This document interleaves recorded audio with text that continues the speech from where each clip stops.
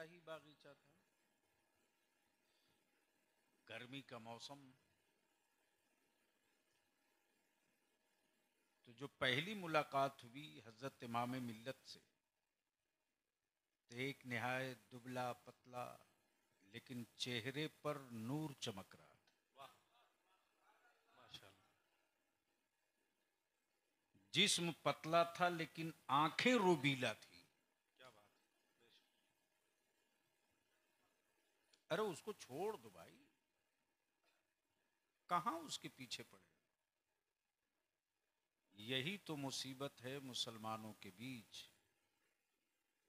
कि जिस काम के पीछे पड़ना चाहिए उसके पीछे पड़ते नहीं, कुत्ता बिल्ली के पीछे पड़े रहते।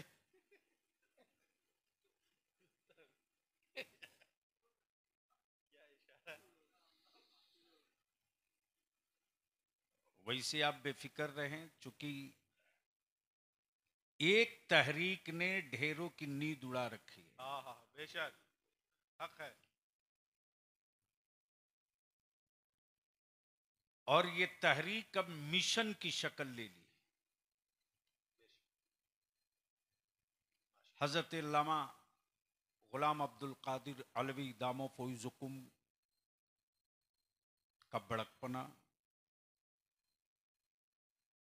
कि उन्होंने मुझ जैसे नाकारा नाहल को इज्जत बख्शी। बड़ों की बात बड़ी होती है। दुरूद शरीफ पढ़ लें तो मैं सिर्फ 2 बात अर्ज कर दूं। अल्लाहुम्मा सल्ली अला सय्यिदना शफीना हबीबना मौलाना मुहम्मद बारिक वसल्लम। सल्लु अल्लाह अलैहि रब्बु मुहम्मदिन सल्लु अलैहि वसल्लम या रसूलल्लाह सल्लल्लाहु अलैहि वसल्लम सल्लल्लाहु अलैहि वसल्लम नहनु इबादु मुहम्मदिन सल्लल्लाहु अलैहि वसल्लम। सल्लल्लाहु अलैहि वसल्लम। आंख खोल कर बलियाबी की गुफ्तगू 10-12 मिनट सिर्फ सुन लीजिए।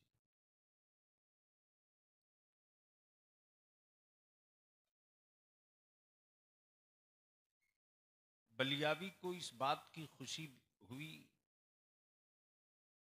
इसलिए नहीं कि मैं जलसे में आया हूं और उसमें आया। उनके जानशीन से तबीयत इसलिए खुश हो गई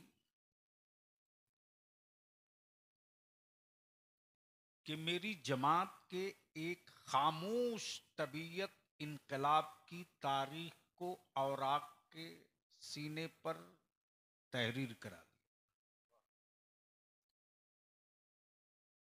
याद रखना, 2 चीज कभी नहीं मरती, एक सांप का जहर और एक कागज की तहरीर। आप कहेंगे दवा से तो जहर खत्म हो जाता, यह आपकी गलत फहमी है। वो कागज ही का कमाल है कि 30 साल के बाद भी ईडी और सीबीआई दरवाजा पर कुंडी खटखटा रही।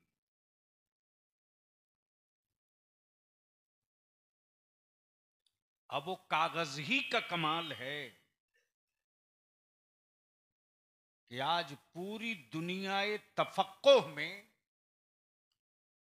इमाम अहले सुन्नत के फतावा रज़विया के बगैर वाह वाह। किसी मुफ्ती का कलम 2 हाथ भी आगे बढ़ने के लिए तैयार नहीं है। बेशक। जिस वक्त मैं हाजिर हुआ था तो उस वक्त हजरत इमाम मिल्लत ने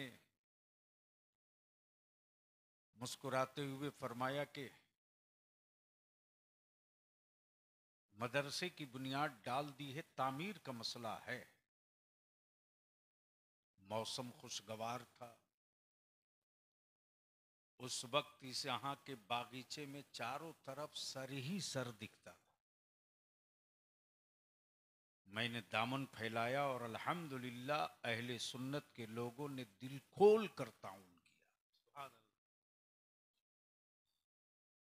और मेरा तो मानना नहीं, आंखों देखा है कि जिस इलाके की, जिस खित्ते की मिट्टी और जमीन का रेट बढ़ाना हो, या तो मस्जिद बना दो या मदरसा बना दो, रेट 1 महीने के अंदर 3 गुना होना है।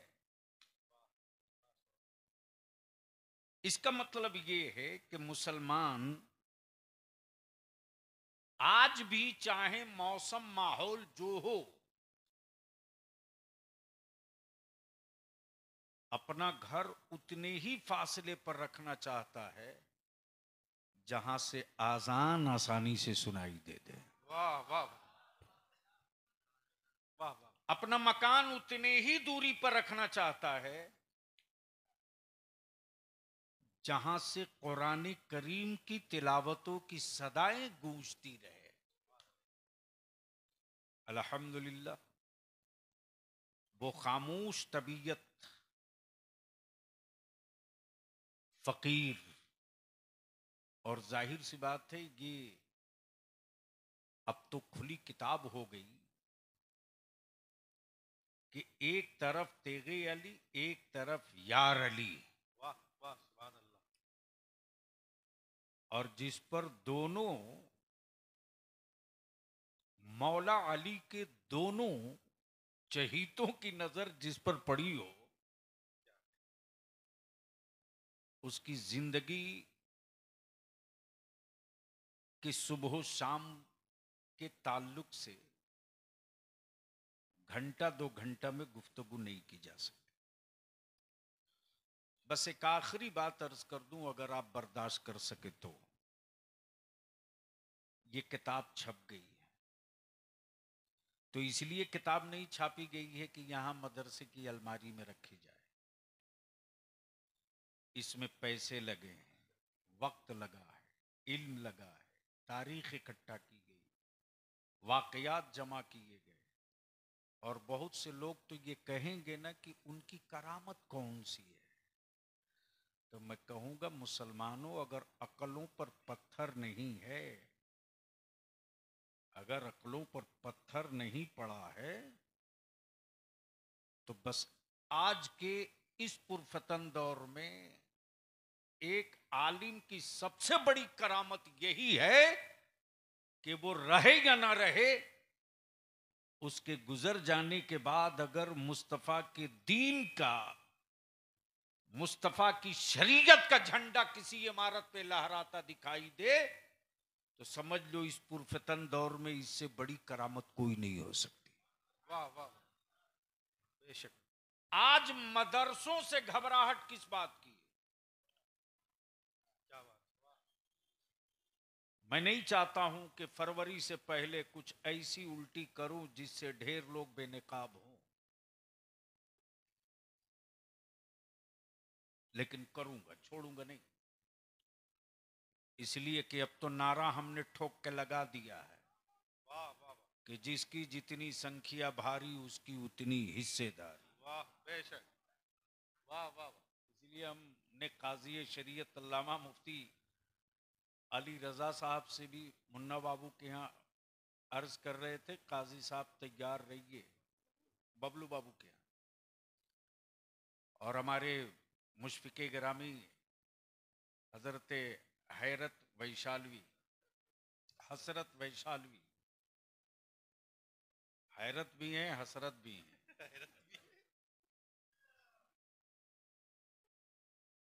अपने अपने लोग हसरत से देखते हैं, बेसाइज के पैजामा वाले हैरत से देखते हैं। वो हैरत से इसलिए देखते हैं कि इतना होने के बावजूद भी न जबान रुकी है, न हौसले कम हुए हैं, वाह इसलिए वो हैरत से देखते हैं। अल्लाह ताला हमारे बुजुर्गों की इन सारी साझी विरासतों की हिफाजत फरमाए। आमीन। एक बात तो तय है कि मेरी जमात बादे वसाल मनकबत पढ़ने की आदी हो गई। जिंदगी भर चाय खाने पर बुराई बयान करते रहे, जिंदगी भर कीड़ा निकालते रहे,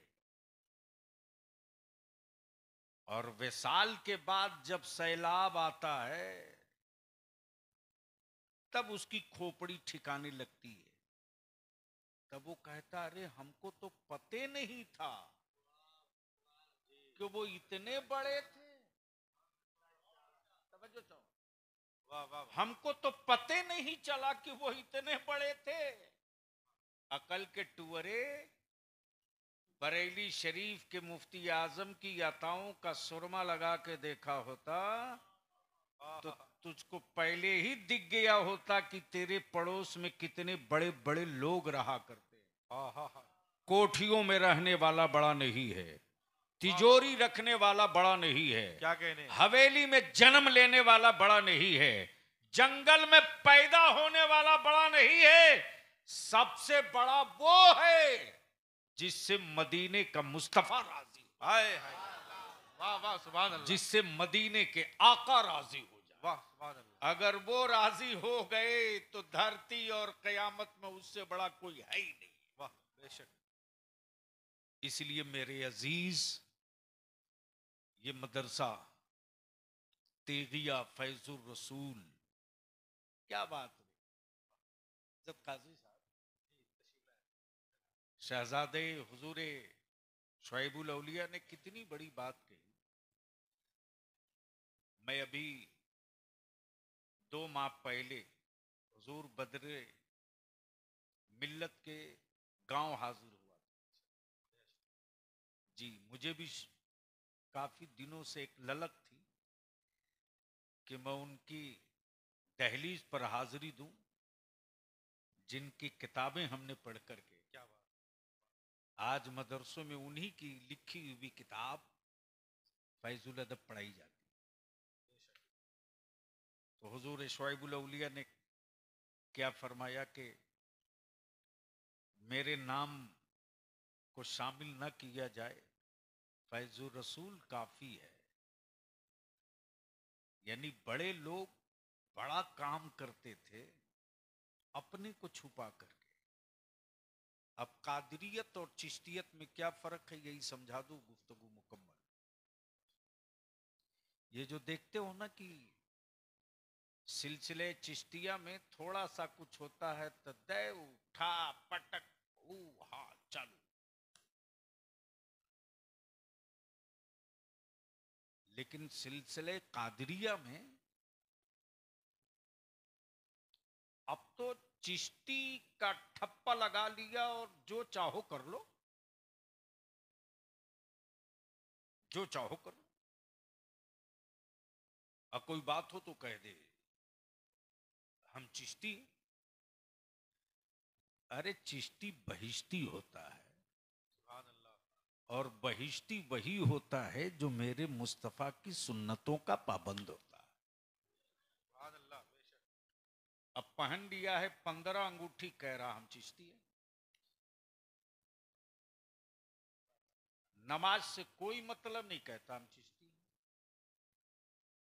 खैर गुफ्तगू दूसरी तरफ चली जाएगी, बस आखिरी बात अर्ज कर रहा था। फैजुर रसूल से फैजुर रसूल, सुभान अल्लाह, सुभान अल्लाह, सुभान अल्लाह, जोर से सुभान अल्लाह, मोहब्बत से। सुभान अल्लाह, बस आखिरी बात कहेंगे, मोहब्बत से बोल दो। सुभान अल्लाह। फैजुर रसूल से फैजुर रसूल। दुनिया में कोई चीज ऐसी है ही नहीं है जो फैज़े रसूल से अलग हो।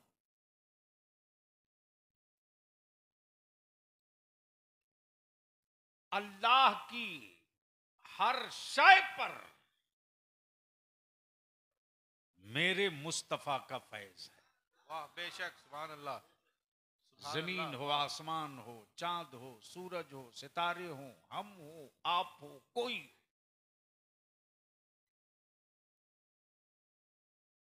हो,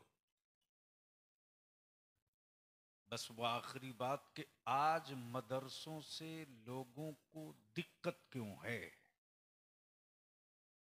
इसलिए नहीं कि मुठिया के चावल से चलता है।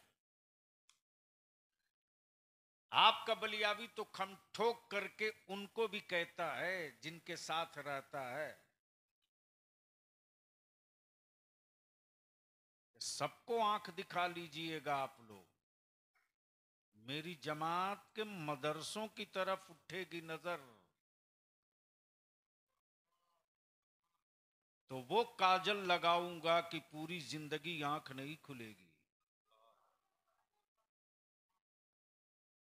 डर किस बात का जी? लेकिन कमजोर आपने किया, कमजोर आपने किया। दूरंदेशी ये है कि हम दीनी तालीम के साथ साथ असरी तालीम का भी इंतजाम कर लें। मदरसों में दीनी तालीम के साथ साथ नर्सरी से लेकर ऊपर तक की तालीम का नज्म करें। वरना याद रखिएगा, नाम अब्दुल्ला रह जाएगा, अंदर का इस्लाम निकाल लिया जाएगा।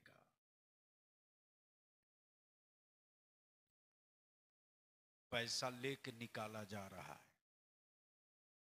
ड्रेस पहना के निकाला जा रहा है।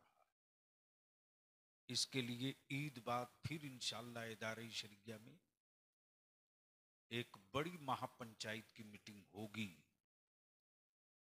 उसमें हम कोशिश कर रहे हैं कि हमारे सभी छोटे बड़े मदारिस के सिगरेटी और सदर मुदरिस इकट्ठा हों, इसलिए कि आने वाले फितने की जड़ अब भी खोद के नहीं निकालेंगे तो ये मजबूत पेड़ की शक्ल ले लेगा। ये वैसे ही लत्ता टाइप का पेड़ है। जिस तरह बेहया होता है, सूख भी गया तो गधा पेशाब कर दे तो फिर हरा हो जाता है, उसी तरह की ये लानत है। और उसके मुकाबले के लिए हमको वक्त से पहले तैयार होना होगा। तो बस एक बार या रसूल अल्लाह धीरे से कह दें, आखिरी बात बता दूं। या रसूल अल्लाह, धीरे से बोल दीजिए। या रसूल अल्लाह। हजरत, मदरसों से आखिर इतनी एलर्जी क्यों? क्यों मदरसों के पीछे लोग रात दिन पड़े हुए? ये जान रहे हैं कि सबसे बैकवर्ड क्लास के बच्चे मदरसे में आते हैं, सबसे पुअर कम्युनिटी के बच्चे मदरसे में आते हैं। ये मालूम है कि सबसे ज्यादा असहाय बाप का बेटा मदरसे में आता है। ये भी मालूम है कि मदरसे दान पून जकात फितरा सदकात खैरात मुठिया के चावल से चलते हैं। फिर भी मदरसों से इतना डर क्यों लगता है? फिर भी मदरसों का इतना खौफ क्यों है? फिर भी मदरसों से इतनी लोगों में कपाहट क्यों है? तो सुन नहीं सुनाए तो एक अरब की वादी में सालार पैदा हुआ, जिसने बरसों पहले बैतुल मुकद्दस फतह किया था। नाम सलाहुद्दीन अय्यूबी। नाम सलाहुद्दीन अय्यूबी। इसी भारत के कैद खानों में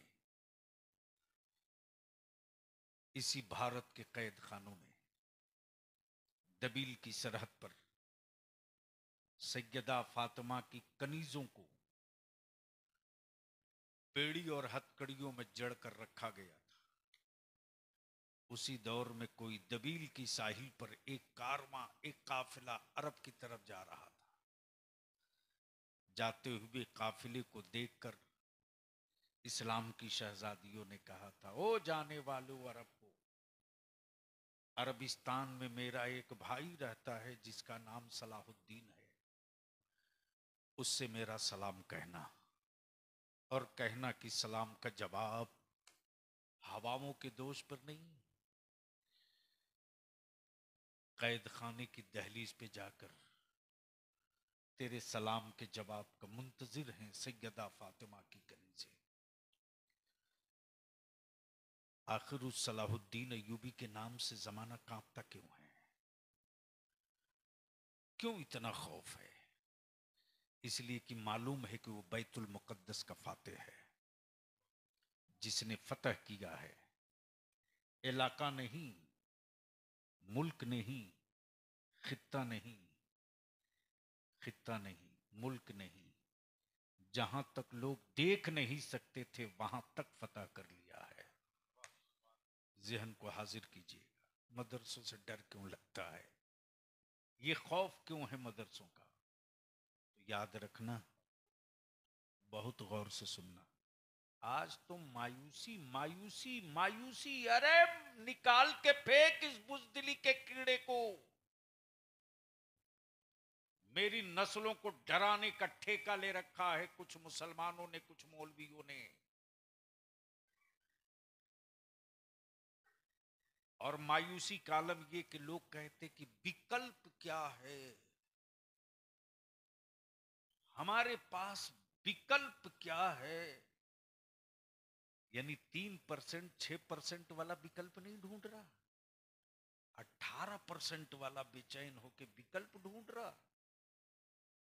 तहरीके बेदारी का एक ही मिशन है कि तुम एक झंडा, जिस झंडे में, जिस झंडे के मोहताज सारे पीर हैं, सारे सिलसिले हैं, सारे मशाइख हैं, सारे उलमा हैं, सारे अइम्मा हैं, वो झंडा अगर नहीं है तो याद रखना, न दुनिया में तुम हो कहीं, न आखिरत में तुम हो कहीं।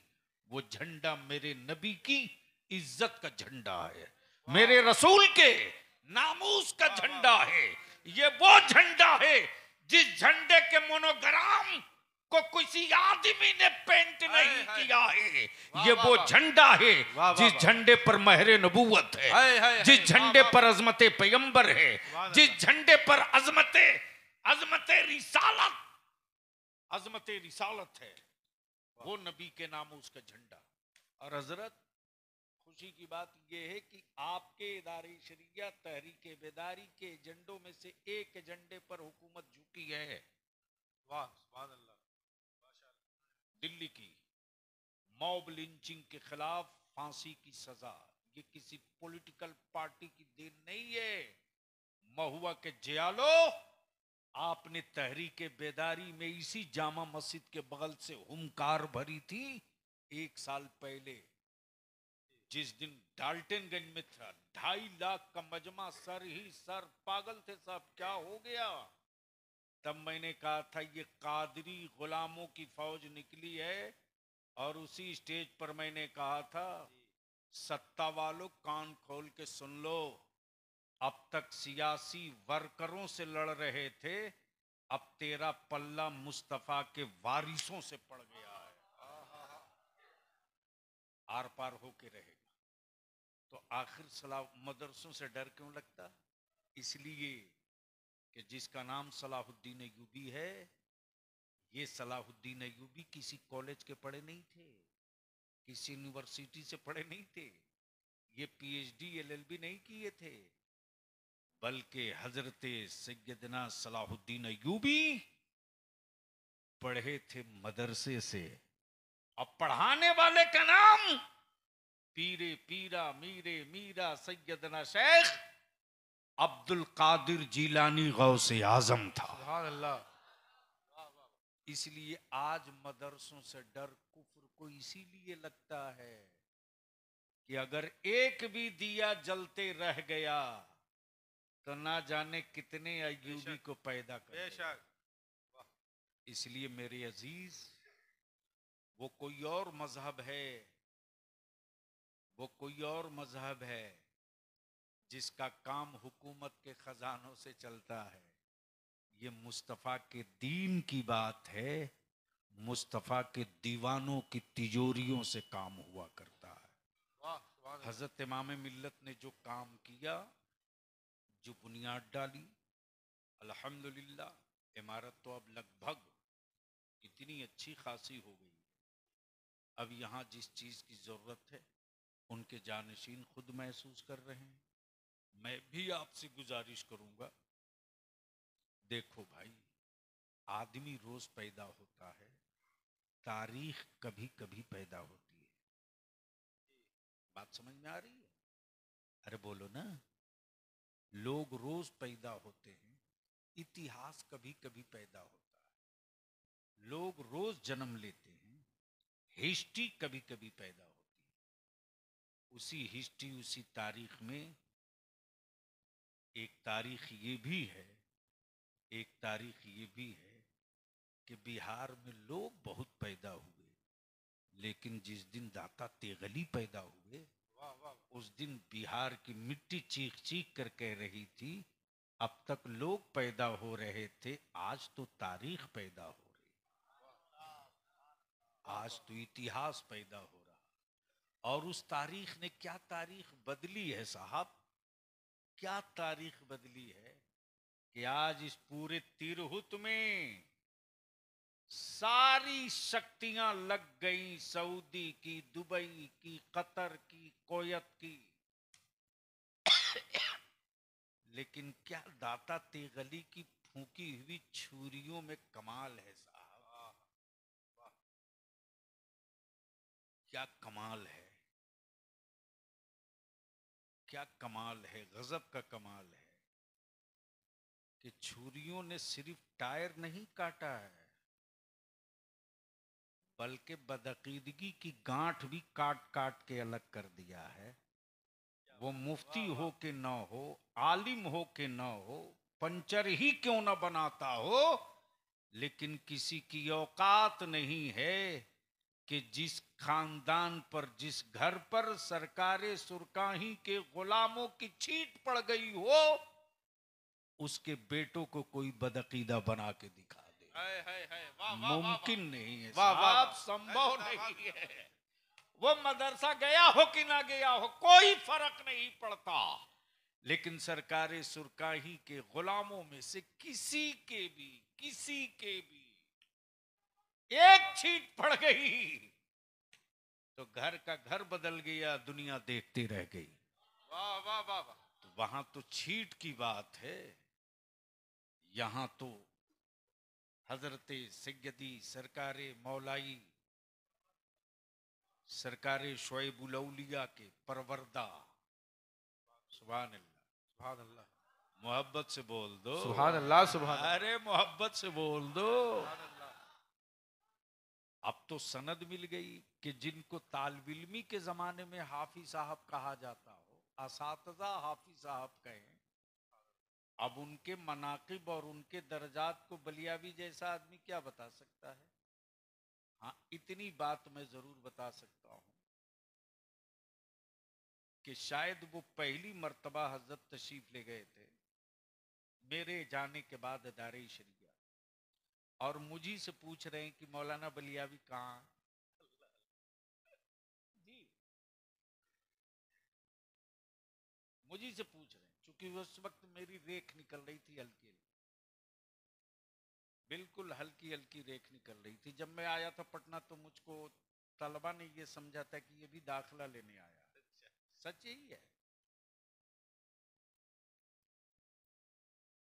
उस वक्त हसरत साहब कलकत्ता में रहते थे, तो मैंने कहा जी हजरत मैं ही हूं। अच्छा आप ही हो, नाम बहुत सुना था। मैं बताने के लिए आया हूं, ये भी नहीं कह रहा मैं कारी इमाम बख्श, कह रहा मैं इमाम बख्श हूं। मैं जमशेदपुर गया था, महुआ जाऊंगा तो सोचा हूं आपको दावत देते जाऊं। तो उस जमाने में मोबाइल तो था नहीं, वही उंगली वाला फोन था। मौलाना अब्दुल गफ्फार साहब अली रामा का फोन आया कि भाई तारीख तो लिख लिया, हजरत जा भी रहे हैं। मेरे अजीज, मेरे भाई, मेरे दोस्त, वो गनीमत लोग थे। आज के दौर में भीड़ बहुत मिलती है, लोग बहुत मिलते हैं, नारा लगाने वाले बहुत मिलते हैं, जिंदाबाद करने वाले बहुत मिलते हैं, तुम कह के बुलाने वाला अब कोई नहीं मिलता है। उस वक्त लगता है कि हम कितने कमजोर हो चुके हैं। बगल में बक्सामा शरीफ में सूफी अब्दुर्रहमान साहब, काजी साहब जिस वक्त मुझ पर हमले हुए थे, भागलपुर दंगे के बाद जब मुझ पर मुकदमात की बौछार लग गई थी, तो आज भी बलियावी की आंखें डबडबाने लगती। मुरीदों ने कुछ पैसा वैसा दिया था तो रुमाल में बांधे हुए गए और जाकर कह रहे, बउआ हो, फिकर ना करी हो, हम हैं। और वो रुमाल देके बोले कि केस मुकदमा में बड़ी पैसा लगा है, बउआ होकर रख। इस वक्त हम अपने नौजवान उलमा से भी अपील करेंगे, अगर खुद को जीने के लिए जिंदा हैं तो आपको किसी चीज की दिक्कत नहीं होगी, जी लीजिएगा, लेकिन आपके मरने के बाद कोई याद नहीं करेगा। लेकिन अपने मनसब के साथ अपनी मिल्लत के मुस्तकबिल के लिए जिंदा रहने के बाद जिंदगी में 24 घंटे में अगर 1 घंटा भी सोचिएगा तो मेरी कौम की नस्लें, मेरी कौम के बच्चे, मेरे कौम के बूढ़े बुजुर्ग आपके मरने के बाद भी आपको मरने नहीं देंगे, किसी न किसी हवाले से जिंदा रखेंगे। और जिंदगी में वो इंसान कभी नहीं मरता जिसने या तो अच्छी किताब लिख दिया हो या नस्लों के मुस्तकबिल के लिए कोई तामीर कर दिया हो।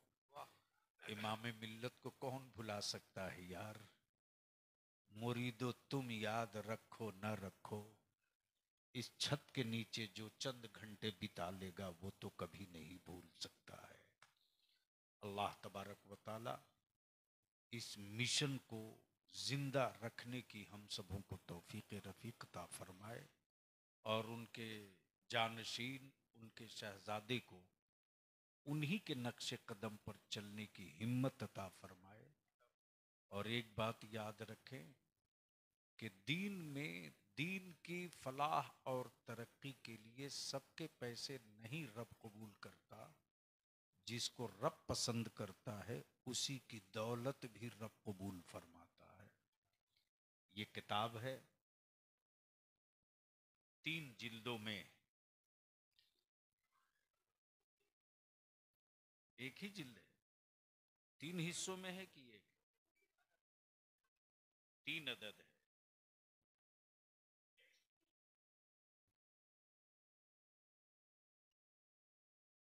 ये किस्त अव्वल दोयम सोयम नहीं है, एक ही किताब। एक किताब का क्या पढ़ा दिया?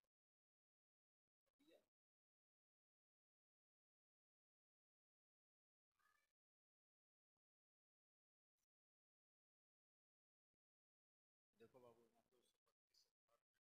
नहीं सफात 350।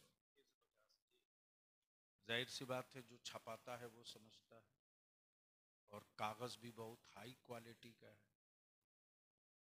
यानी बरसों बरस भी रहे तो इस कागज पर कोई असर नहीं पड़ना है। जो आज का नोट है उससे बढ़िया कागज है।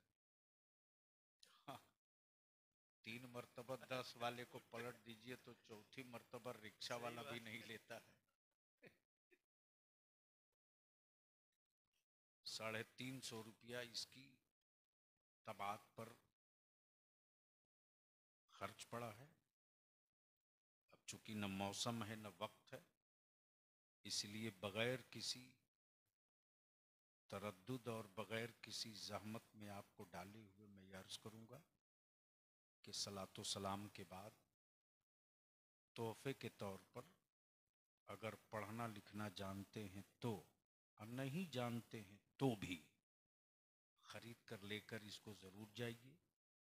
घर में माँ बहन बेटी कोई ना कोई तो पढ़ेगी, और अगर बेटा पढ़ा लिखा हो या कोई मोहल्ले का हो तो उसको चाय पिला के बोलिएगा, बेटा ज़रा सा 2 पेज पढ़ के बताओ इसमें क्या लिखा है, ताकि आप अपने बुजुर्गों की तारीख समझ सकिए, उनके दीनी खिदमात को महसूस कर सकिए।